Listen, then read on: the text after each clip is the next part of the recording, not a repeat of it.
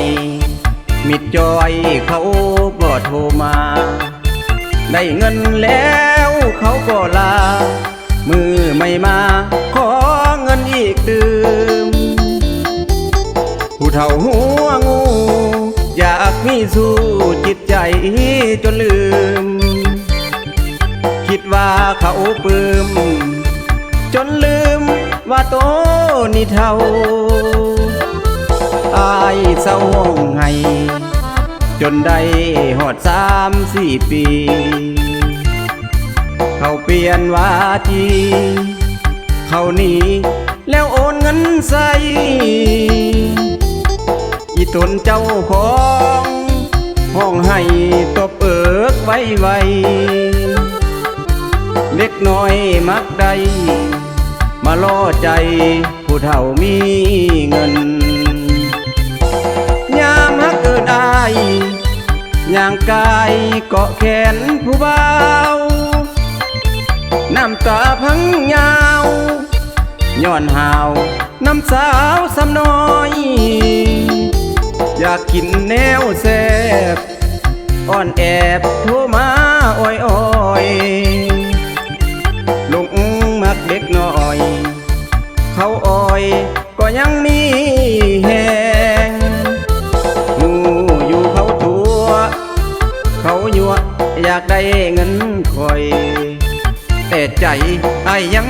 บ่ถอยเห็นเด็กน้อยใจเต้นยาวขายดินขายงัวจนหมดตัวหลายคนหูข่าวอยากขึ้นเป็นบ่าวย้อนมักสาวเสื้อขาวคนงาม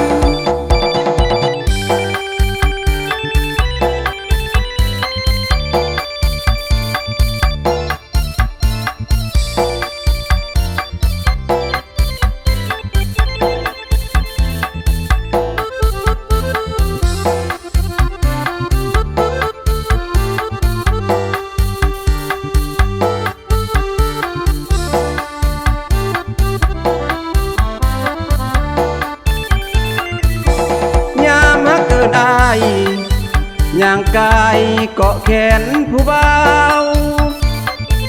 น้ำตาพังยาวย้อนหาวน้ำสาวสำน้อยอยากกินแนวแซ่บอ่อนแอบโทรมาอ้อยลงมักเด็กน้อยเขาอ้อยก็ยังมีแหงเขายั่วอยากได้เงินคอย